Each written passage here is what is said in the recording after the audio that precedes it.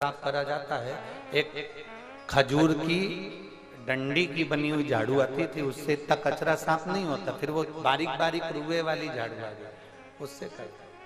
उससे भी साफ नहीं हुआ तो फिर पोछा फेरा, पोछे से साफ नहीं हुआ तो फिर फिनाइल डाला, फिनाइल से साफ नहीं हुआ तो फिर कुछ शैम्पू सर्फ डाला और हाथ से घिस घिस के उसको साफ। कचरा साफ करना पड़ेगा। अपने भीतर अहम का कचरा आ जाता है, कभी कभी अपने भीतर अहंकार का कचरा आ जाता है, अपने भीतर निंदा का कचरा आ जाता है, अपने भीतर तृष्णा का कचरा आ जाता है। इसको साफ करना पड़ेगा, इसको क्लीन करना पड़ेगा। ये व्यासपीठ भगवान देवाधिदेव महादेव की चर्चा करने के लिए, शिव के तत्व को जानने के लिए जो जान गया वो जान। आपसे भी कर रहे हैं, जितने लोग कथा सुनने आए हैं, 14 फरवरी से 20 फरवरी जो कथा चल रही है, इसको आप लिख के रख लेना। और 3 महीने बाद जो तुम इस पंडाल में बैठकर जब श्री शिवाय नमस्तुभ्यम बोलती हो, उसके बाद बाबा से अपने मन की बात कहती हो, कहने के बाद 3 महीने उसका इंतजार जरूर करना कि तुम्हारा बाबा तुम्हारी सुनता है कि नहीं सुनता, तुम्हें देता है कि नहीं।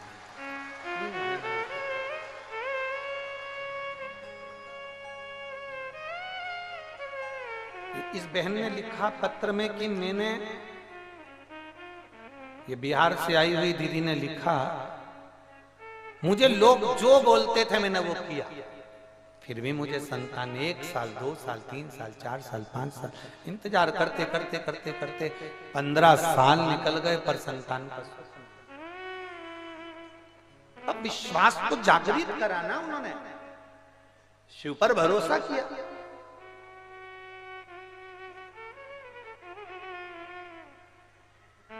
भगवान शंकर पर भरोसा किया, और जब भगवान शिव पर भरोसा पूर्ण हो गया तब शिव ने झाड़ू फेरते रहो, कचरा साफ होगा। भगवान के मंदिर जाते रहो। लोग कहेंगे क्या मिलता है वहां से, उसको कह दो हम कुछ लेने के लिए नहीं जा रहे, हम तो हमारे पिता से मिलने के लिए जा रहे हैं, अपने बाबुल से बात करने के लिए जा रहे हैं, अपने पिता के पास।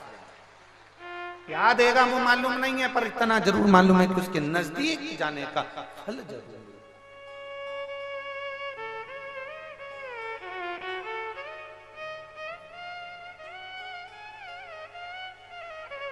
ब्रह्मा जी नहीं पहचान पाए थे भगवान देवाधिदेव महादेव।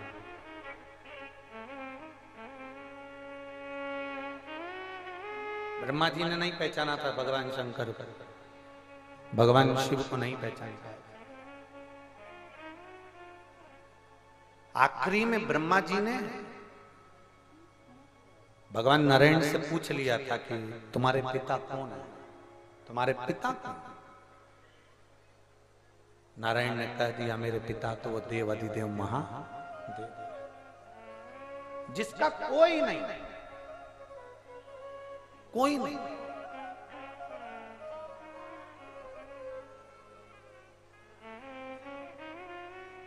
बहुत लोग कह देते हैं हम अनाथ हैं,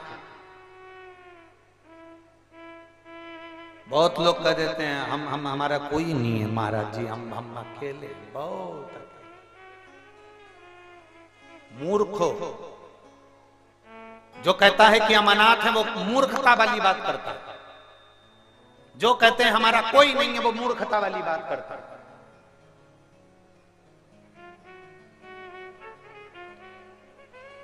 ये मूर्खता वाली बात है। जो कहता है कि अनाथ है, जो कहता है कि हमारा कोई नहीं है, जब विश्वनाथ बैठा है तो दुनिया में कोई अनाथ हो ही नहीं सकता।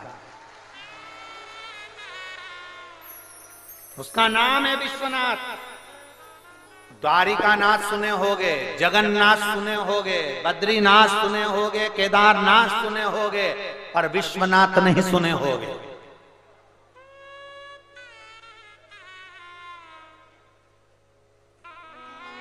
विश्वनाथ नहीं सुने होगे। उसका नाम विश्वनाथ है। किसी को अनाथ नहीं छोड़ता, सबको अपना बनाकर चलता। सबको।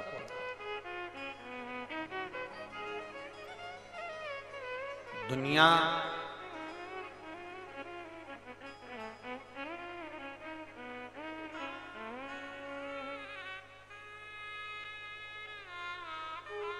दुनिया की सबसे बड़ी उपलब्धि कौन सी है? संसार में आने के बाद सबसे बड़ी उपलब्धि, आप लोग कहां रहते हो? कुशीनगर में।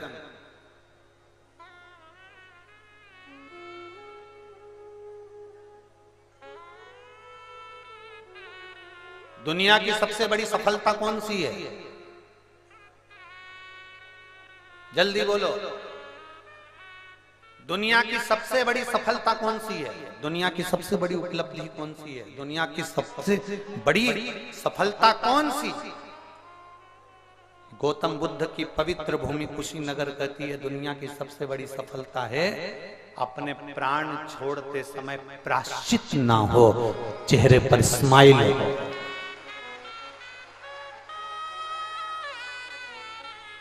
गौतम बुद्ध की पवित्र भूमि कहती है, महात्मा गौतम बुद्ध भी कह रहे हैं और महात्मा विदुर भी कह रहे हैं,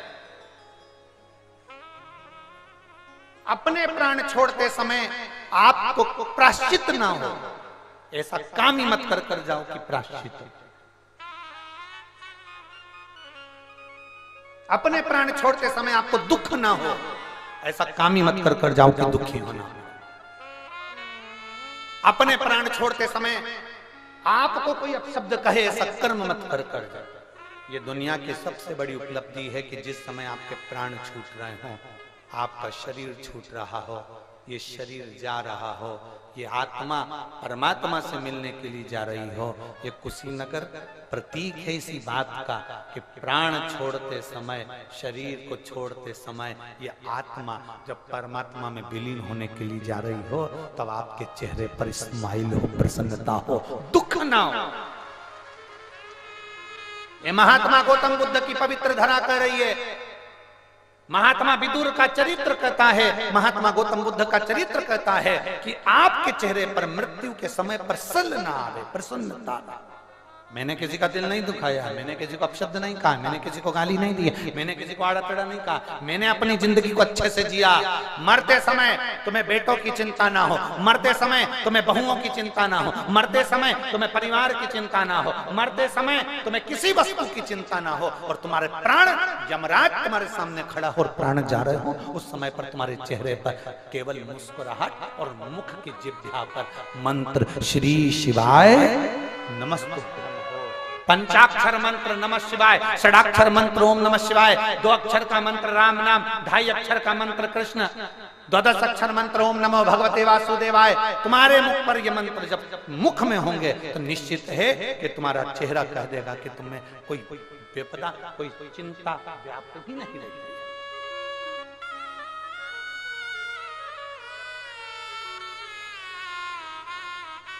रोज की चिंता में हम पड़े हुए हैं, प्रतिदिन की हमें चिंता रहती है। मैं तो यहां आ गई, बच्चे स्कूल से आते होंगे,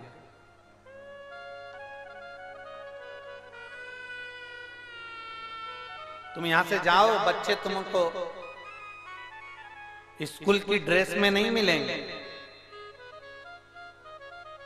तुम यहां से जाओ, बच्चे तुम्हारे भूखे नहीं मिलेंगे।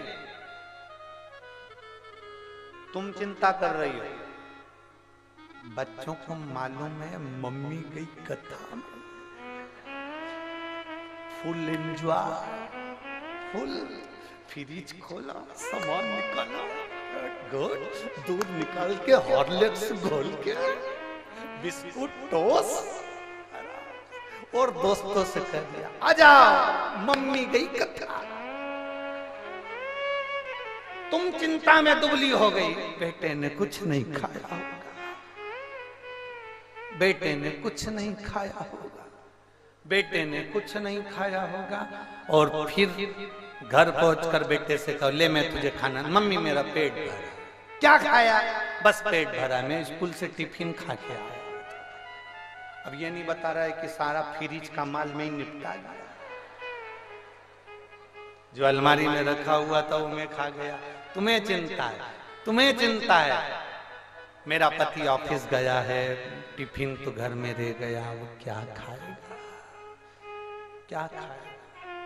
तुम्हें चिंता है, उसको चिंता नहीं है, क्योंकि उसको मालूम है मेरी ऑफिस की ही बिमला लेके आई है टिफिन।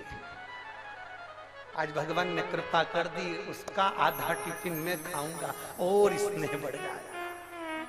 तुम्हें चिंता है, उसको नहीं। जिंदा हो तब तक चिंता व्यापेगी, मरने के बाद चिंता नहीं, चिता व्यापेगी। कहां चिंता है? जिंदा हो तब तक चिंता है। और हम कहते हैं चिंता को छोड़कर बाबा पर आश्रित हो जाइए, चिंता को छोड़कर बाबा पर। बाबा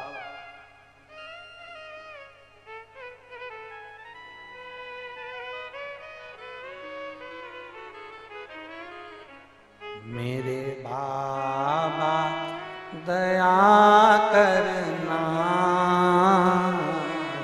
मैं तेरे भरोसे, भोले बाबा दया करना, मैं तेरे भरोसे, ना घर के भरोसे हूँ, ना परिवार के भरोसे हूँ, ना घर के भरोसे हूँ, ना परिवार के भरोसे हूँ। मेरे बाबा दया करना, मैं तेरे भरोसे, भोले बाबा दया करना, मैं तेरे भरोसे। हम उसके आश्रित हो, हम उसके भरोसे रहे, उसके आश्रित।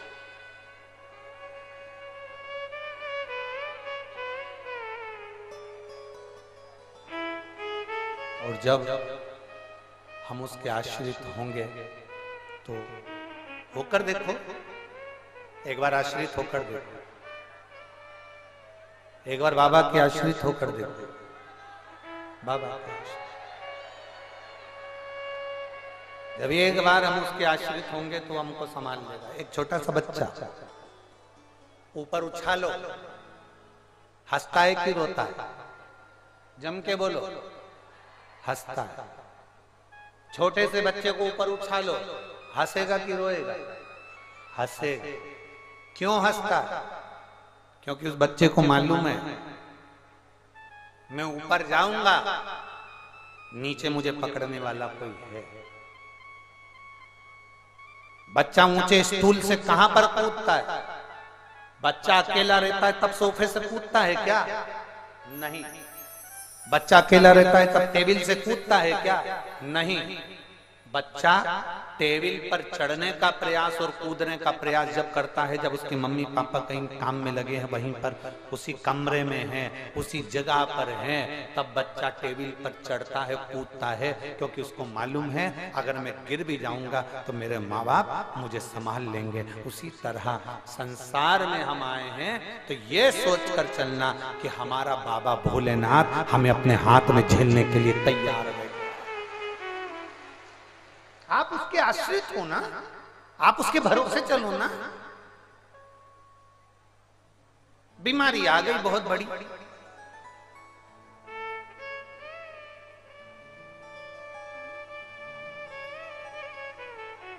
आपसे एक बात पूछेंगे।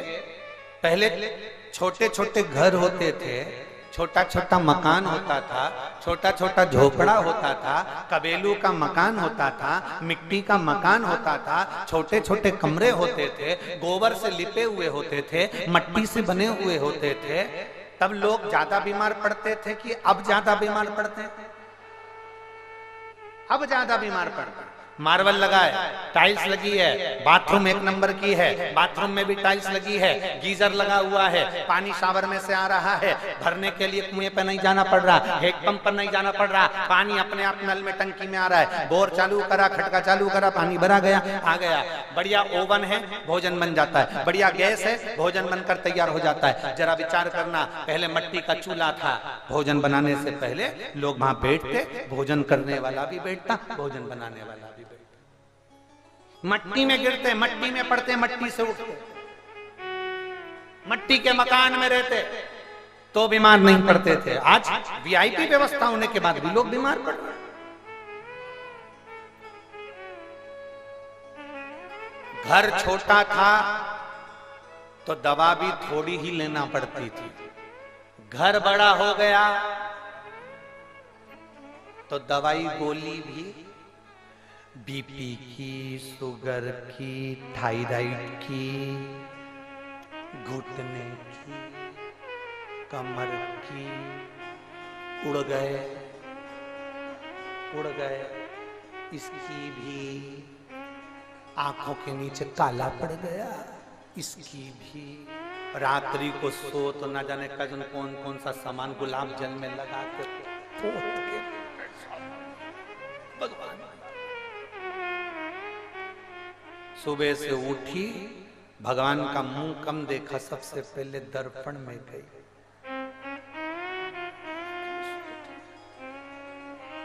स्नान करा, सबसे पहले दर्पण में मुख देखा,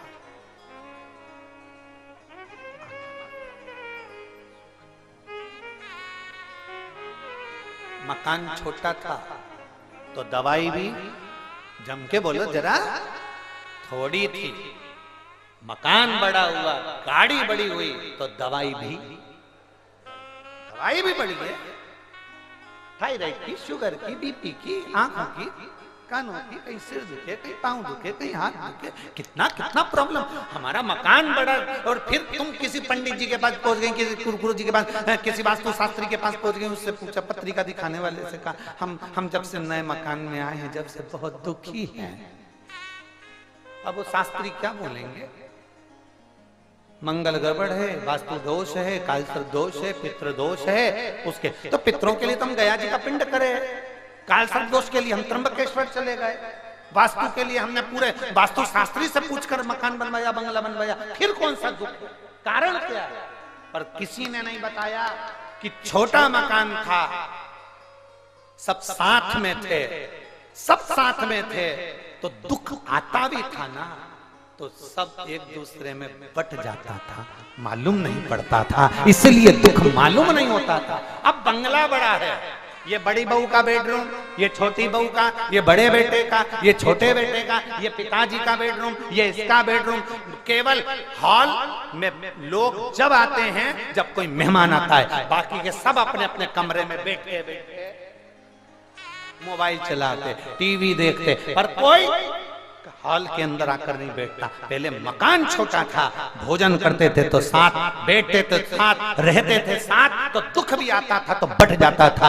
आज के जमाने में दुख आता है तो बड़ी बहू अपना दुख झेले, बड़ा बेटा अपना दुख झेले, छोटी बहू अपना दुख झेले, छोटा बेटा अपना दुख झेले, माँ बाप अपना दुख झेले, बच्चे अपना दुख झेले, सबने जैसे जैसे बेडरूम बटा, जैसे जैसे कमरे बटे, वैसे वैसे दुख अपनी अपनी जगह पर चले गया। अब अकेला रो रहा है, मेरे को तकलीफ हो रही, मेरे को तकलीफ हो रही। पहले छोटा मकान था, एक को तकलीफ होती थी, 5 उठकर बैठ जाते, मम्मी क्या हुआ, बेटा क्या हुआ, काका जी क्या हुआ, भूपा जी क्या हुआ, सब उठ के बैठ गए। तुरंत गई अजवाइन लेकर, इससे कर पेट दुख रहा, अजवाइन दे दी, कोई ने कहा लाओ मैं बाम लगा दूं, कोई ने कहा लाओ मैं ऐसा कर दूं, कोई के मैं गर्म पानी लाऊं, इतनी देर में तो आराम ही लग जाता था, क्योंकि दुख बढ़ जाता था।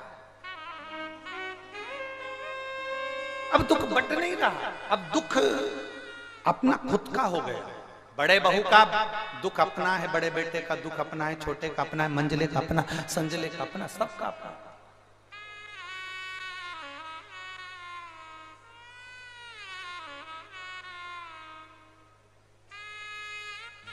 प्रार्थना करूंगा आप सबसे,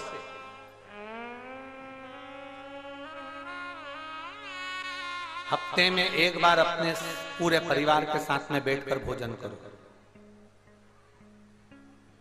हफ्ते में जम के बोलो, एक। और आप इतने विचित्र हो कि हफ्ते में एक बार फुर्सत मिलती है तो अपने बीवी बच्चों को लेकर होटल में चले जाते हो, साथ में भोजन नहीं करते, अकेले अकेले। हफ्ते में एक बार सबके साथ बैठिए, सबके साथ। हम 5 दिए महादेव के मंदिर में, पशुपतिनाथ के मंदिर में लगाते हैं, और छठा दिया अपने दरवाजे पर लगाते हैं, घर के अंदर रख के नहीं जाते। वो दिया हम मंदिर लेकर जाते हैं, और छठा दिया मंदिर से लाकर अपने दरवाजे पर इसलिए लगाते हैं क्योंकि वहां जो 5 दिए हम जलाकर आए हैं वो भगवान शंकर के पूर्ण परिवार के लिए देकर आए हैं, और उनसे कहकर आए हैं ये दिया जो मैं लेकर जा रही हूँ, इस दिए में ज्योति आपको लेकर आना है, और मेरा घर अंधकार में है, उसके दरवाजे को प्रकाशित आपको करना है, आपको प्रकाशित करना, कोई दूसरा प्रकाशित नहीं करेगा।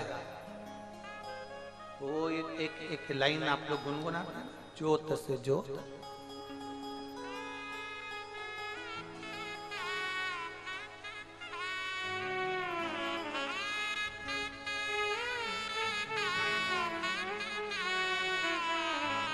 प्रेम की गंगा,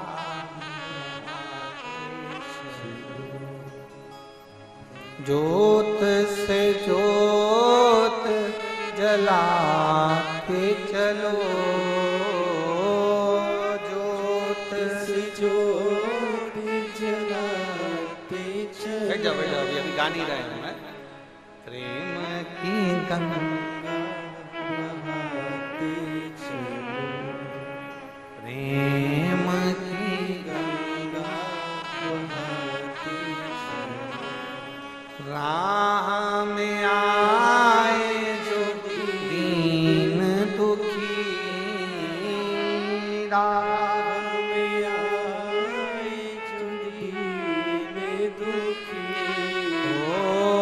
राह में आए जो दीन दुखी, राह में आए जो दीन दुखी, सबको गले से लगाते चलो, प्रेम की गंगा बहाते चलो, ओ सबको गले से लगाते चलो। प्रयास करो, सबको एक जगह लाने का प्रयास करो, दुख बटेगा,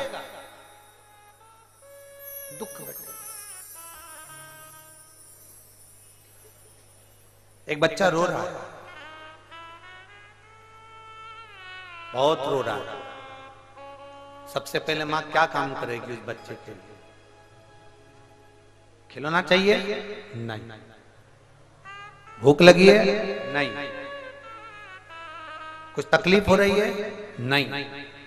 बच्चा रोए जा रहा है, रोए जा रहा है, तो माँ सबसे पहला काम करती है, अंदर से राई नोन लाती है।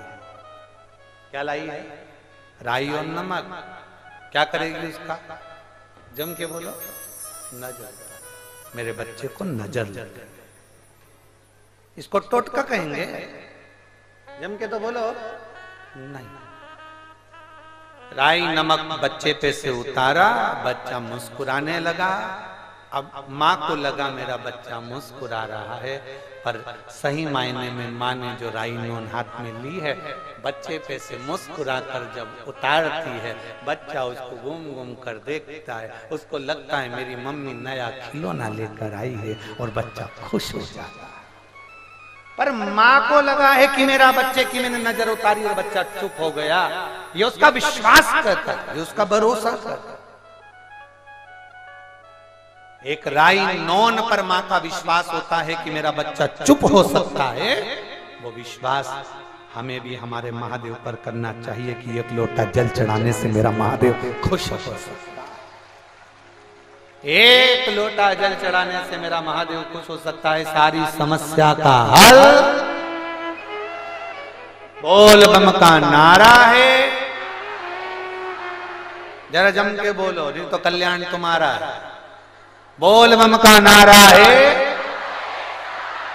बाबा के सहारे हम जी रहे हैं, उसके आश्रित होकर जी, उसके आश्रित।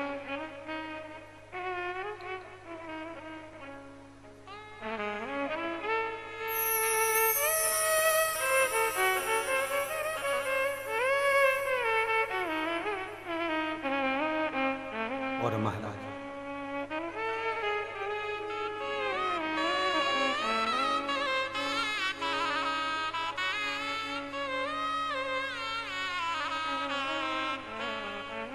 एक तो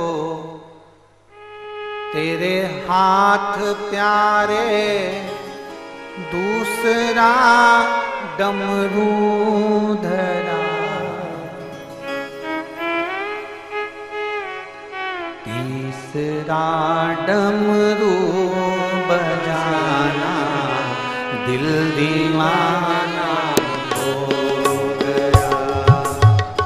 तीसरा डमरू बजाना, दिल दीवाना हो गया।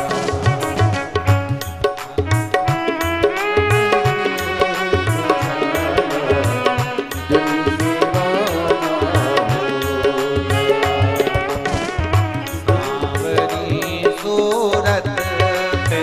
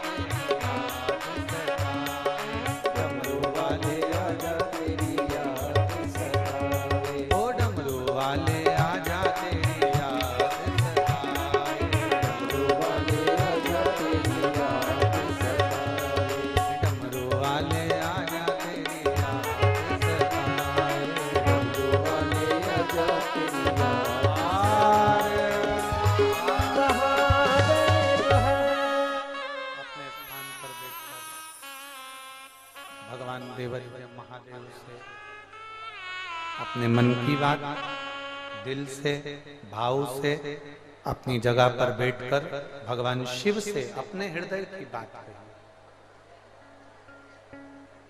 जहां जगह मिले वहां बैठकर भगवान शिव से अपने हृदय की बात कहेंगे। बड़े भाव से बाबा से निवेदन करेंगे, भगवान शिव से अपने मन की बात कहेंगे।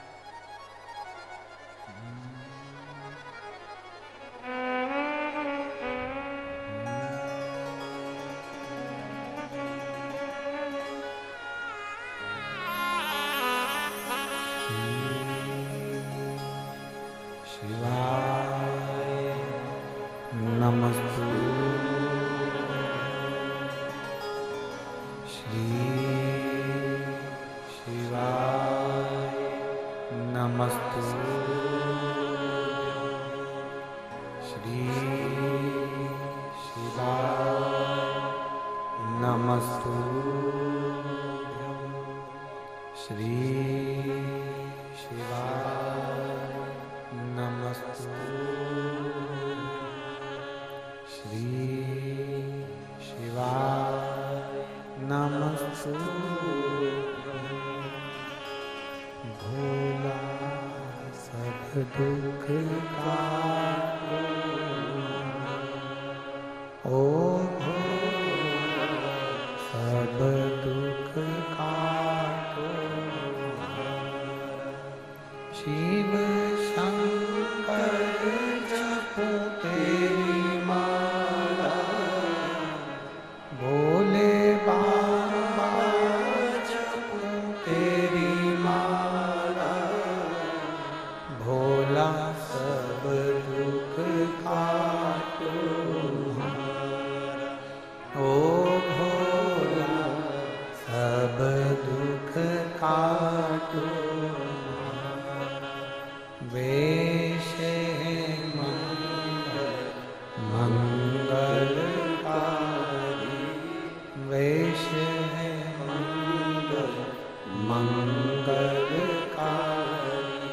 शमशान वासी हमारा, शमशान वासी हमारा, ओ भोला सब दुख काटो हमारा, ओ भोला सब दुख काटो। भगवान देवादिदेव महादेव भगवान शिव का चरित्र कह रहा है। बाबा शंभू की कथा कर सामने के स्पीकर में।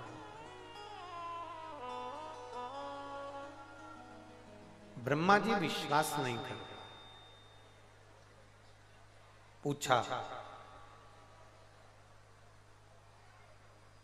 भगवान नारायण से पूछ लिया आपके पिता कौन है? भगवान नारायण ने कह दिया शिव मेरे पिता हैं। इसको विश्वास करते। तुम्हारे बीच में आकर कोई कह जाए कि शंकर पे जल नहीं चढ़ाना चाहिए, शिव जी का चढ़ा हुआ जल नहीं पीना चाहिए, बेलपत्र नहीं खाना चाहिए, श्री शिवाय नमस्तुभ्यम नहीं बोलना चाहिए। कोई तुम्हारे पास में आकर बहुत सारा ज्ञान देकर चले जा, वो भी व्यर्थ का ज्ञान जो तुमने। हम तो कहते हैं कि सियोर वाले महाराज को सुनने से पहले, शिव महापुराण की कथा अगर आप सुन रहे हो तो उससे पहले गीता प्रेस गोरखपुर की शिव महापुराण की पोथी लेकर आओ, घर में पढ़ो। पढ़ने के बाद तुम्हें मालूम पड़ेगा कि कथा में क्या लिखा है और क्या बोला जा रहा है, सही है कि गलत। किसी के कहने पर विश्वास मत करो, आप तो अपना पढ़ो, पढ़े पर विश्वास करो क्या ये सही है।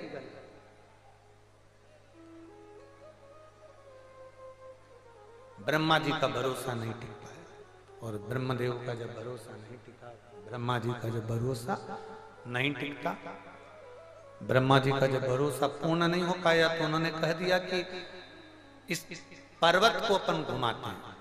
पर्वत को घुमाना प्रारंभ करा तो अग्नि का खंभ, एक लिंग उत्पन्न हो गया। शिवजी ने कहा ये मेरी ही आकृति। सबसे पहला शिवलिंग की उत्पत्ति भगवान देवाधिदेव महादेव के शिवलिंग का प्रागट्य शिवरात्रि के दिन एक बिंदु के माध्यम से हुआ।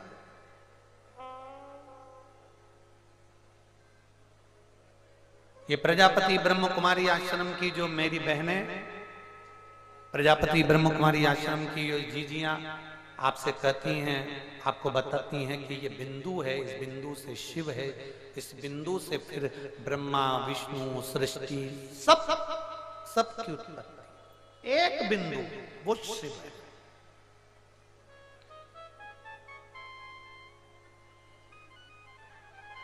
एक बिंदु वो शंकर है। कुछ नहीं रहता, आखिरी में वही बिंदु रह जाता, आखिरी में वो बिंदु।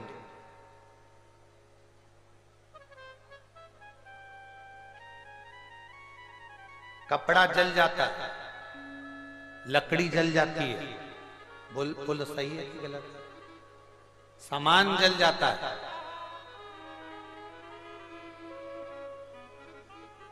कपड़े का अस्तित्व बिगड़ सकता है, लकड़ी का अस्तित्व बिगड़ सकता है, सोने का अस्तित्व बिगड़ सकता है, लोहे का अस्तित्व बिगड़ सकता है, शरीर का अस्तित्व बिगड़ सकता है, पर राख का अस्तित्व बिगड़ता है क्या? राख का अस्तित्व बिगड़ेगा नहीं। मेरे देवाधिदेव महादेव अपने शरीर पर राख धारण करते हैं। मेरे शंकर अपने शरीर पर राख लपेट कर रखते हैं, क्योंकि राख इसलिए लपेट कर रखते हैं। मेरे शिव अपने शरीर पर राख इसलिए लपेट कर रखते हैं क्योंकि इस राख का कभी अस्तित्व समाप्त नहीं हो पाता। इस राख का अस्तित्व कभी समाप्त नहीं होता। शिव महापुराण की कथा कहती है जैसे शंकर भगवान अपने शरीर पर राख लपेट कर रखते हैं, दुनिया के लोगों को प्रेरणा देते हैं कि ये राख मेरे करीब में इसलिए मैंने रखी है क्योंकि ये राख का अस्तित्व कभी खत्म नहीं होता। उसी तरह मेरे करीब में आने वाले का अस्तित्व में कभी खत्म नहीं होगा।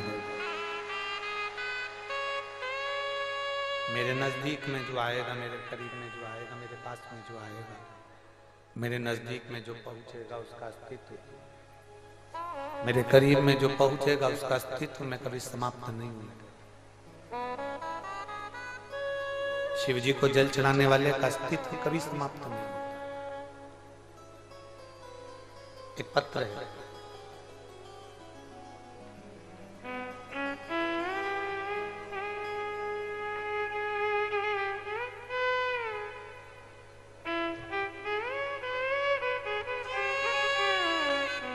मेरा नाम शैलजा देवी है, मैं गोरखपुर उत्तर प्रदेश की निवासी हूं।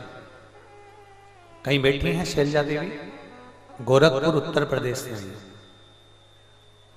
आप ही हैं? ऐसा हाथ लगा। श्री शिवाय नमस्ते।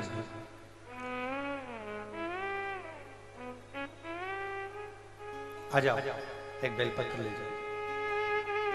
मेरा नाम शैलजा देवी है, मैं गोरखपुर उत्तर प्रदेश की निवासी हूं। मैं आपकी कथा लॉकडाउन से सुन रही हूं।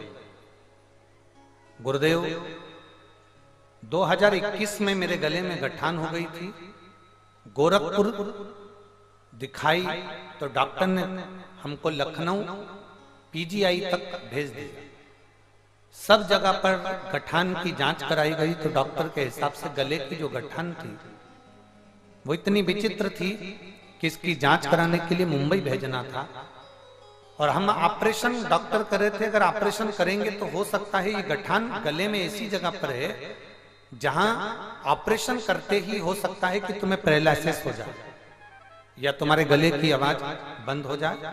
हम कुछ कह नहीं सकते। डॉक्टरों ने हमसे ऑपरेशन का कह दिया, हम बहुत घबरा गए। ऑपरेशन की बात सुनकर हम दवाइयां लेकर अपने घर को आ गए। अगर केवल गले में से गठान निकलने वाली बात होती तो चल जाता, पर लकवे भी शरीर में हो सकता है, पैरालिसिस हो सकता है और आवाज पूरी जा सकती है, इसलिए हम वापिस हमारे घर पर आए।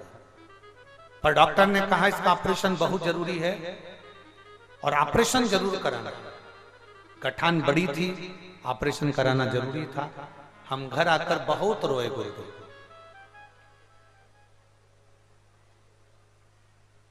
तब हमने शिव जी के मंदिर में जाना प्रारंभ करा और भगवान के मंदिर में जाना प्रारंभ करा। भगवान को एक लोटा जल चढ़ाना प्रारंभ करा। शिव जी का चढ़ा हुआ जल हम पीना प्रारंभ करें। एक बेलपत्री हमने खाना प्रारंभ करी और आज मैं बाबा को प्रणाम करने के लिए, हमारे गोरखपुर में तो नजदीक में कथा नहीं हुई पर कुशीनगर में कथा हो रही है, तो मैं बाबा को प्रणाम करने के लिए आई हूं। दूसरी बार जांच कराने के लिए जब लखनऊ गई तो मेरी गले की गठान पूरी गल चुकी थी। मैं बाबा को प्रणाम करने के लिए, आज मेरे बाबा ने मुझे बहुत खुशियां दी है गुरुदेव। जहां मेरे गले की आवाज जा रही थी, मेरे को पैरालिसिस का बोल दिया था और मेरी गठान बढ़ती जा रही थी, आज मेरे बाबा ने मेरी पूरी गठान ठीक कर दी और मेरी लखनऊ में जांच हुई तो मेरी गठान पूरी गल चुकी थी। मैं बाबा को प्रणाम करने के लिए यहाँ आया। ये शिव तत्व है, ये उघड़ी है। आवाज सेट नहीं हो रही, आज गला पकड़ रहा है। ये मेरा भोलेनाथ, मेरा शंभू, मेरा उघड़ी, मेरा शिव।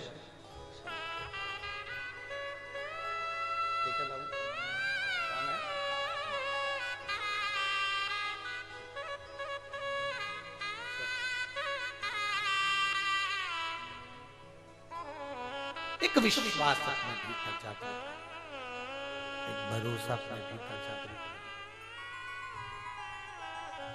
एक दृढ़ता अपने भीतर जागृत करें। जब विश्वास,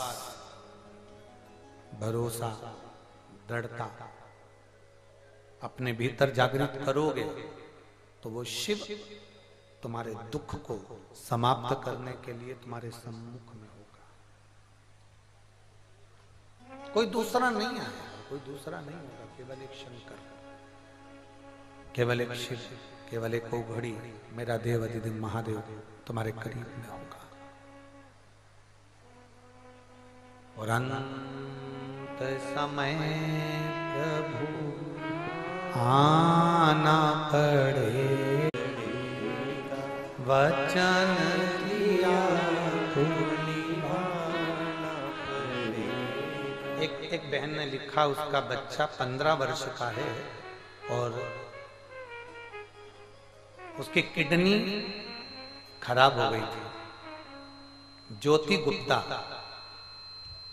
भालुकापुर जिला लखीमपुर खीरी उत्तर प्रदेश की।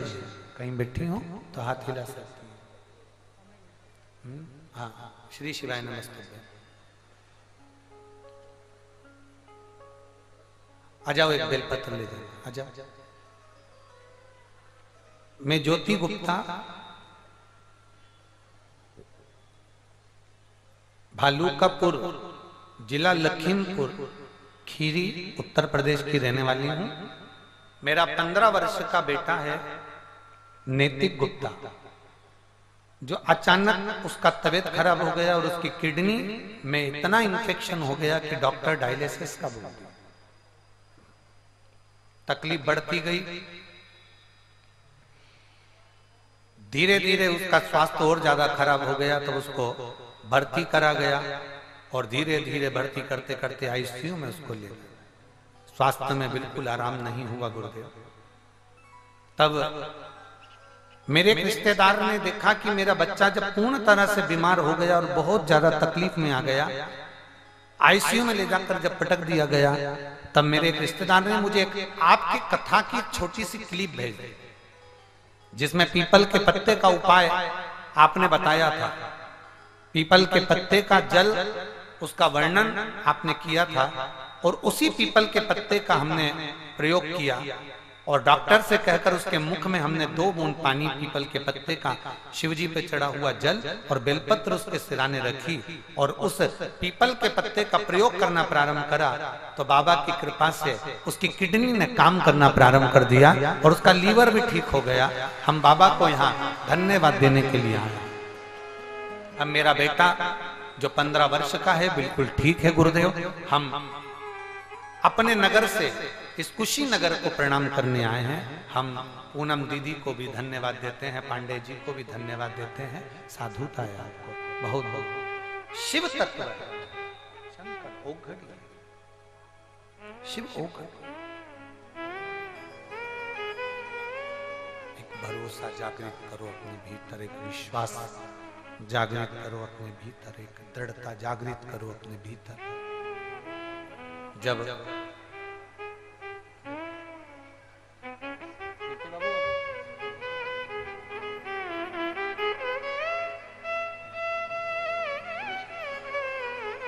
बेटा ठीक है,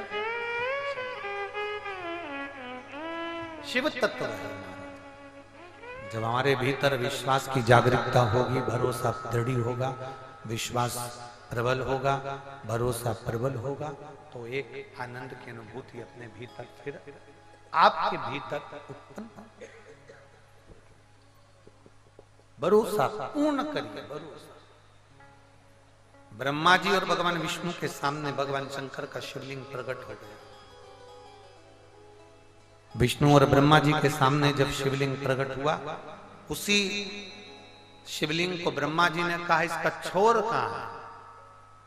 ब्रह्मा जी शिवलिंग को देखने के लिए उसका आखिरी छोर ढूंढने के लिए ऊपर चले जाते हैं और नारायण भगवान शंकर के चरण ढूंढने के लिए पाताल में चले जाते हैं। नीचे जाते जाते जाते जाते जाते जाते पर नारायण को भगवान शंकर के चरण नहीं मिलते और भगवान ब्रह्मा जी ऊपर जाते जाते जाते जाते उन्होंने गौ माता को साथ में ले लिया, केतकी के फूल को साथ में ले लिया और कह दिया नीचे चलकर तुम भगवान नारायण के सामने कह देना कि तुमको भगवान शंकर का शीश मिल गया, सिरा छोर मिल गया।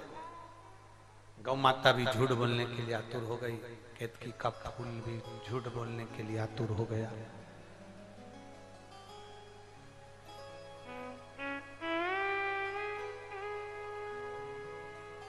पूछा ब्रह्मा जी ने भगवान विष्णु से, भगवान नारायण ने भगवान ब्रह्मा ने भगवान विष्णु से पूछा क्या आपको भगवान शंकर का चरण मिल गया, भगवान शंकर का चरण प्राप्त हो गया? क्या आपको भगवान शंकर का चरण मिल गया?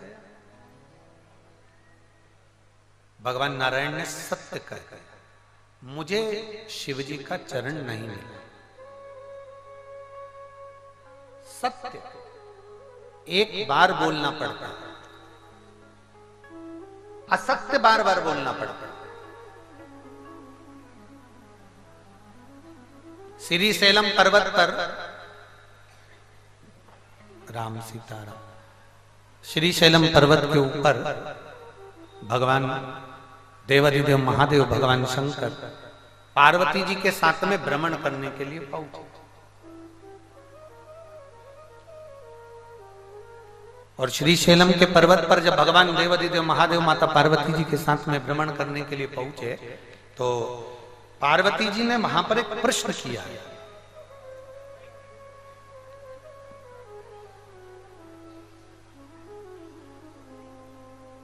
पार्वती जी ने प्रश्न किया कि महात्मा का सर्वश्रेष्ठ लक्षण कौन सा?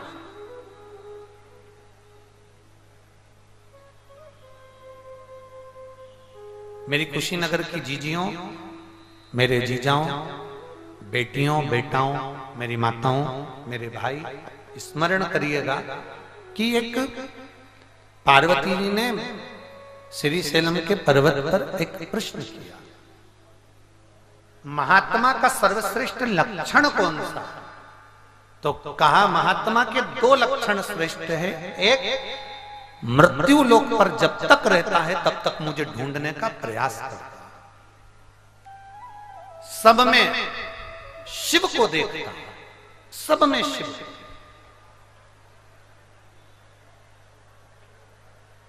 सब में देवाधिदेव महादेव का दर्शन करता है सब।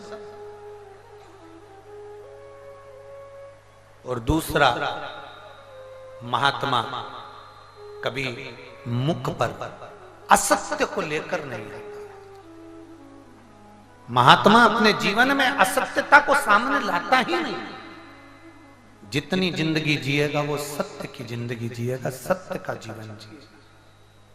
किसी के मरने के बाद आप लोग कहते हैं राम नाम, जम के बोलो, जरा जम के बोलो, राम नाम सत्य है। अच्छे से बोलना चाहिए, मालूम है तुम्हारे और हमारे कोई भी मर गए तो मरने पर अपन थोड़ी ना बोल पाएंगे, इसलिए अपन अभी बोल लो राम नाम सत्य।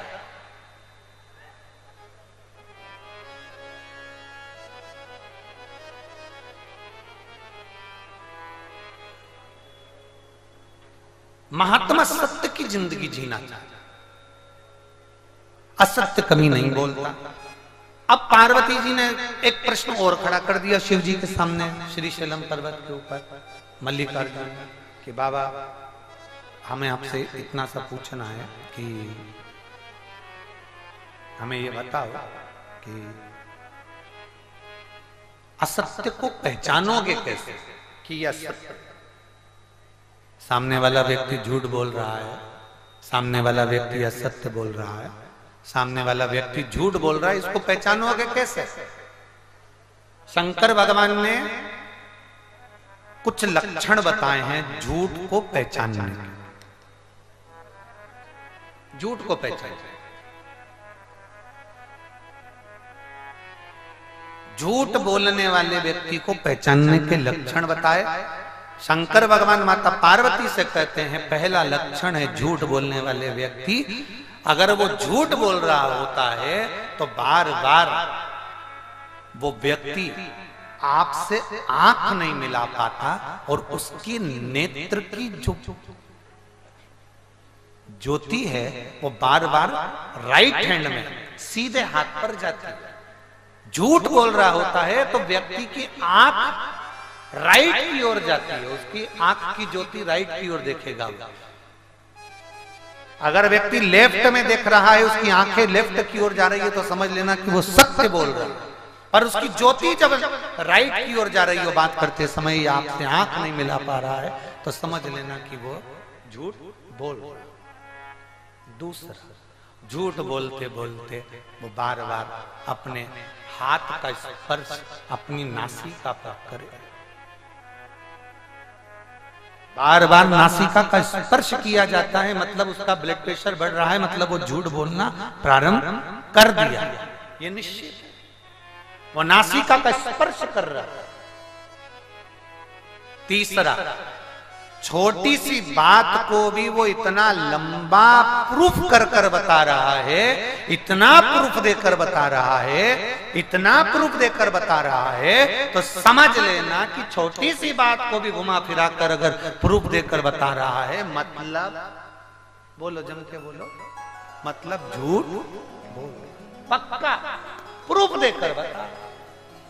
नहीं, मैं तो ऑफिस गया ही नहीं था, तुझे किसने कह दिया, मैं तो मेरे दोस्त के यहाँ गया हुआ था, मैं तो ऐसा कर रहा था, मैं तो वैसा कर रहा था, बहुत सारे प्रूफ दे दिया, बहुत सारा प्रूफ दिया, तो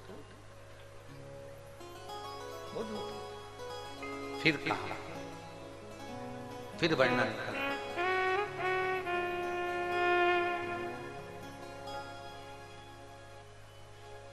बार बार क्रोध आ जा रहा है, बात करते समय थोड़ी थोड़ी देर में गुस्सा आ जाना, फिर नरम पड़ जाना, फिर क्रोध हो जाना, बताते हुए, पूछते समय, बताते हुए थोड़ी सी वाणी को तीव्र कर कर फिर नरमता में, फिर गुस्से में, फिर नम्रता में कहना,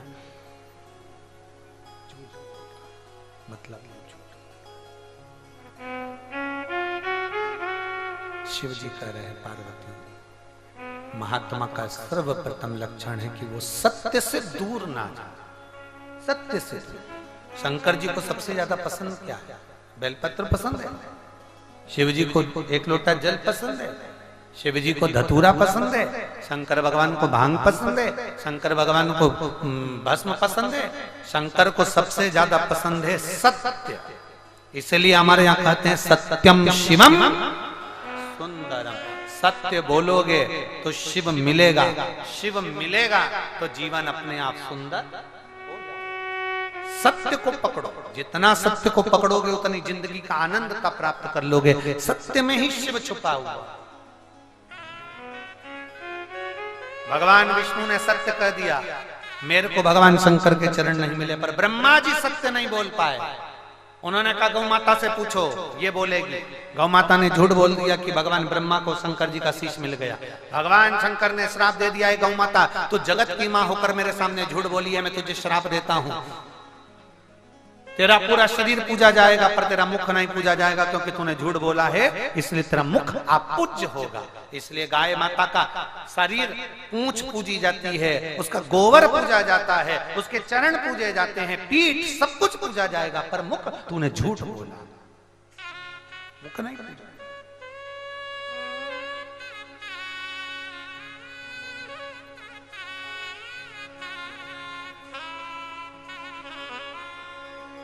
घर के जो बर्तन होते हैं ना, घर के जो पात्र होते हैं, गौ माता को भोजन देने का पात्र अलग रहता है।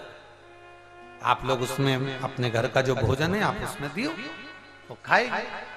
पर घर के भोजन में गौ माता को भोजन नहीं दिया। झूठ बोली है, तूने झूठ कहा, असत्य बोल दी थी। गौ माता सारे देवताओं की परिक्रमा आगे से होगी, पर तेरी परिक्रमा पीछे से होगी। कन्यादान, वस्त्रदान, मुद्रादान, स्वर्णदान, अन्नदान, सारे दान आगे से होंगे, पर गौदान कभी आगे से नहीं होगा। गाय का दान गाय की पूंछ पकड़कर पीछे से किया जाएगा, क्योंकि तू झूठ बोली है, तूने झूठ बोला, तूने झूठ कहा, इसलिए तेरा दान आगे से नहीं होगा, तेरा दान पीछे से। गौदान कहां से होता है? गाय की पूंछ पकड़, गौ माता की पूंछ पकड़कर गौदान किया जाता है, क्योंकि तूने झूठ बोला। सत्यमय जीवन जियो, महात्मा का लक्षण है सत्य बोलना, महात्मा का लक्षण है सत्यता का जीवन जीना। सत्यमय अपने जीवन को आनंदित करना, सत्यमय अपने जीवन को जीने का प्रयास करना, सत्यता में अपने जीवन को आनंदित करते हुए आगे बढ़ाना, सत्यता के जीवन को अग्रण्यता रखना, ये मानव का, महात्मा का जीवन। केतकी के फूल ने भी झूठ बोल दिया, तो केतकी के फूल को भी श्राप दे दिया, रे केतकी मैं तुझे श्राप देता हूं, सारे देवताओं पर तू चढ़ेगा पर शंकर पर केतकी का फूल कभी नहीं चढ़ेगा, क्योंकि तूने झूठ बोला। कनेर का फूल जो एक पक्षी नहीं खाता, जानवर नहीं खाता, वो कनेर का फूल शिव जी को चढ़ जाता है। पर केतकी के फूल में सुगंध होती है, केतकी का फूल दिखने में सुंदर होता है, केतकी का फूल सुगंधित होता है, बड़ा सुंदर होता है, पर वो शंकर भगवान पर नहीं चढ़ता। शिव कहते हैं मुझे कांटे का पुष्प चढ़ा दो, धतूरा चढ़ा दो, कनेर का फूल चढ़ा दो, जहरीला फूल चढ़ा दो, चल जाएगा, पर मेरे ऊपर केतकी का फूल मत चढ़ाना। अगर केतकी का चढ़ाया तो 1000 गौ हत्या के बराबर दोष लग जाएगा। भले सुंदर है, भले सुगंधित है, पर मुझे नहीं चाहिए, मुझे पसंद नहीं। एक बात आप लोगों से पूछे हैं, उत्तर देना। कोई बहुत सुंदर दिखे, कोई बहू बहुत सुंदर होती है, कोई बहू बहुत सुंदर होती है, बहुत सुंदर, पढ़ी भी बहुत है, इंजीनियरिंग करी है, सुंदर भी बहुत है, दिखने में भी अच्छी है, पढ़ी लिखी भी है, दहेज भी लाई है, गाड़ी भी लाई है, चलाना भी जानती है, 2 व्हीलर 4 व्हीलर दोनों।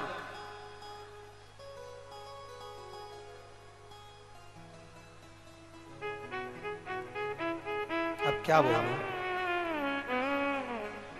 मान लो बहुत सुंदर, बहुत सुंदर, सब काम भी करती है, सब अच्छा है, पर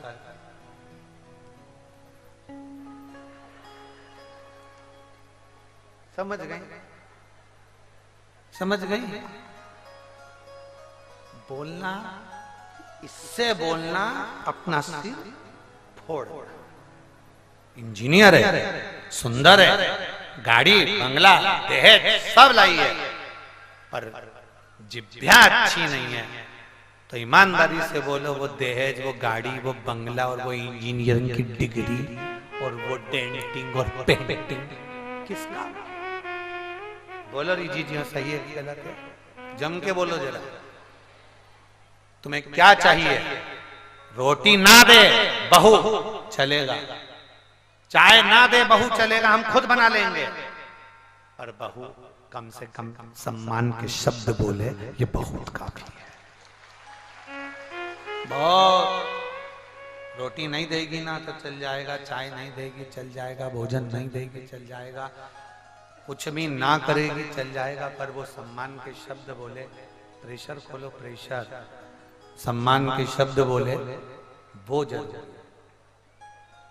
सम्मान के शब्द नहीं बोलती है ना तो दुख होता, ठीक है? सम्मान के शब्द बोले ना तो वो सबसे अच्छा, फिर वो काम भी नहीं करेगी ना तो चल जाए, ना काम करे चले, पर काम नहीं करती और पलट कर जवाब दे दे, हम कोई तुम्हारे बाप के नौकर हैं, कर लो तुम्हारी, हम पढ़ी लिखी, हमें नहीं करना, जा, जा, कर दे। और बोल दे ये बुढ़िया तो दिन भर 24 घंटा बड़ बड़ बड़ बड़ बड़ करेगा ना। शिव महापुराण की कथा कहती है डिग्रियां अपनी जगह काम करेगी, पर ईमानदारी की बात यह है कि अपनी जिह्वा पर जितनी मिठास ला सकते हो उतनी मिठास लेकर आइए, अपनी जीवान पर जितनी मिठास।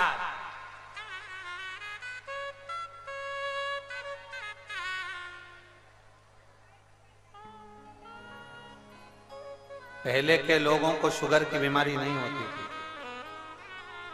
यहाँ पर कई माताएं बैठी हैं, बोलो सही बात है कि गलत है? पहले के लोग इतना मीठा खाते थे, आज के जमाने में लोग इतनी मीठी चाय नहीं पीते जितनी मीठी पहले पीते थे। हाथ डुबा दो तो चाशनी में डुब हो जा, और चाय भी कोई शक्कर की नहीं बनती थी, काय की? जम के बोलो जरा, गुड़ की चाय बनती थी, और ये मीठी चौकी, उसमें 2 रोटी पुरानी डुबक डुबक के खा जाए मालूम ना पड़ पा, इतनी मीठी चाय बनती थी। और पहले गुलाब जामुन, खोपरा पाक, शक्कर के जो सामान, गुड़ के सामान, एक से बढ़कर एक मीठे, हलवा पूड़ी सब बनता था, मीठा ही मीठा, मीठा ही मीठा।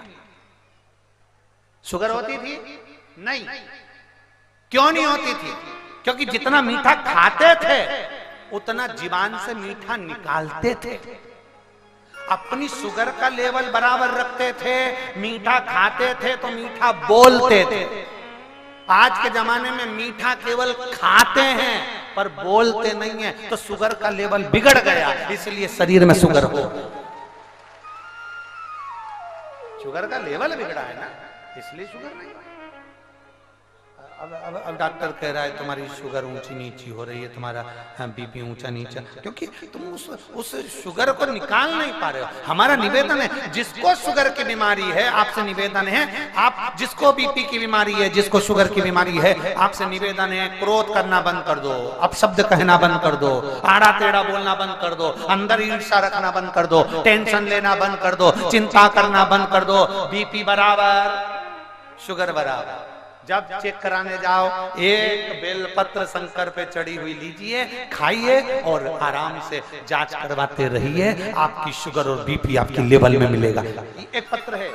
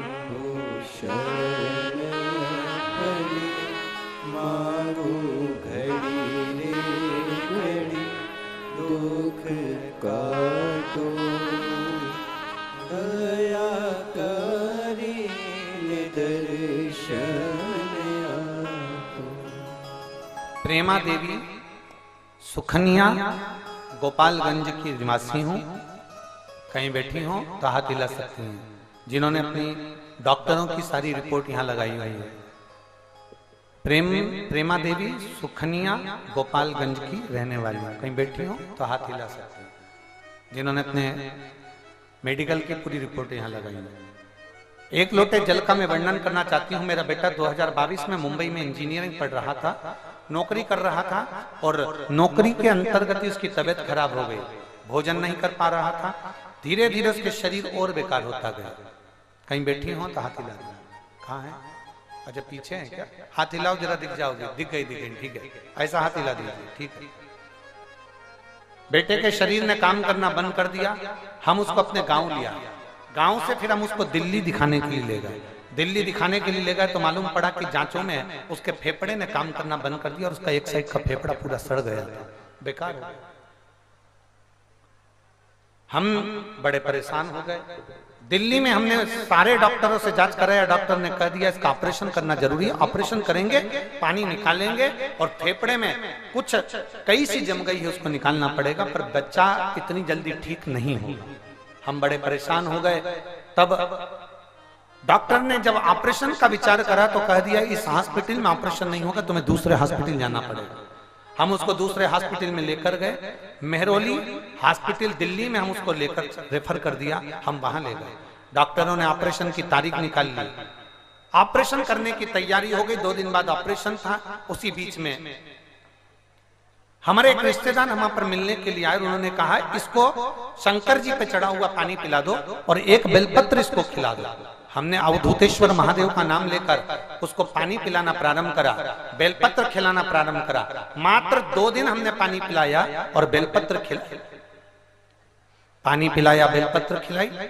ऑपरेशन की तारीख आ गई। ऑपरेशन कक्ष में ले जाने से पहले एक बार वापिस जांच प्रारंभ हुई। जब वापिस जांच प्रारंभ हुई, गुरुदेव अच्छा डॉक्टर भी 2 दिन में ये पूर्ण नहीं कर सकता, और मेरे बाबा ने ऐसी कृपा करी, जब जांच के लिए वापस लेकर गए ऑपरेशन से पहले तो उसके फेफड़े ने काम करना प्रारंभ कर दिया और फेफड़े का पानी निकल चुका था। हम बाबा को यहाँ नमन करने आए हैं। मेरे बेटे की पूरी रिपोर्ट लगा रही हूँ, जो मैंने दिल्ली के हॉस्पिटल में दिखाया था, जांचें कराई और ऑपरेशन का बोला गया, वो सारी रिपोर्ट मैंने अपने बच्चे की यहाँ लगाई है। ये सारी रिपोर्टें उस बच्चे की लगाई गई है। अब मेरा बच्चा ठीक है। बैठिए बहन, एक बार हाथ हिला दो। श्री शिवाय नमस्तुभ्यम। बैठिए। शंभु शंभु है उगड़दानी उगड़दानी। ब्रह्मा जी को विश्वास की मूलता रखिए। भगवान पर जितना भरोसा करोगे उसका एक आनंद सुख में प्राप्त हो। समय आया, ब्रह्मा जी का शीश कटा, काल भैरव ने शीश काटा, और शीश काटने के बाद में ब्रह्मा जी एक बट वृक्ष के रूप में पूजित हुए। फिर समय आया, भगवान ब्रह्मा विष्णु महेश ने आकर सृष्टि प्रकरण को दर्शन दिया है। बड़ा आनंद स्थापित हुआ। एक बार जोरदार ताली बजाकर ब्रह्मा विष्णु महेश के लिए जोरदार ताली बजाकर।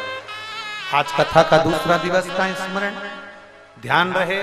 ये कथा 14 तारीख से 20 फरवरी तक चलेगी।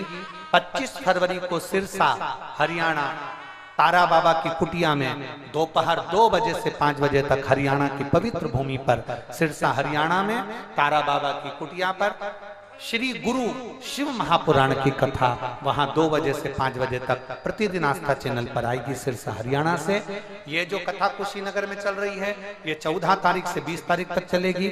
सिरसा हरियाणा की जो कथा है वो 25 फरवरी से 2 मार्च तक 2 बजे से 5 बजे तक चलेगी। 7 मार्च से 13 मार्च तक सुंदर शिव महापुराण की कथा कुबरेश्वर बाबा की पवित्र भूमि कंकर शंकर की धरा पर आप और हमको बैठकर श्रवण करने का मौका मिलेगा। अपने जीवन को धन्य बनाएंगे, आनंदित बनाएंगे। रुद्राक्ष वितरण जो सीहोर में चल रहा था वो आज 15 फरवरी को विराम दे दिया जाएगा। शाम को 5 बजे उसका विराम हो जाएगा। जो सीहोर में रुद्राक्ष वितरण चल रहा था, अब रुद्राक्ष का जो वितरण होगा वो 15 मई से प्रारंभ होगा, जब तक रुद्राक्ष का वितरण बंद रहेगा।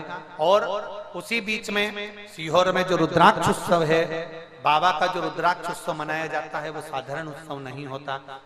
उसमें बाबा के रुद्राक्ष का जो शिवलिंग होता है उसका अभिषेक, पूजन, अर्चना, जितने रुद्राक्ष साल भर बांटे जाते हैं उन सारे रुद्राक्षों का पूजन और उसको मंत्र से अभिमंत्रित करा जाता है। तो वो बड़ा आनंद से उसका दर्शन आप और हम आस्था चैनल से भी करेंगे। और रुद्राक्ष उत्सव में आप सब आमंत्रित हैं सीहोर की पवित्र भूमि पर, कुबेरेश्वर बाबा की पवित्र भूमि पर 7 मार्च से 13 मार्च तक। आशीष भी आरती के नाम ले रहे हैं, उसके बाद में आरती का क्रम प्रारंभ।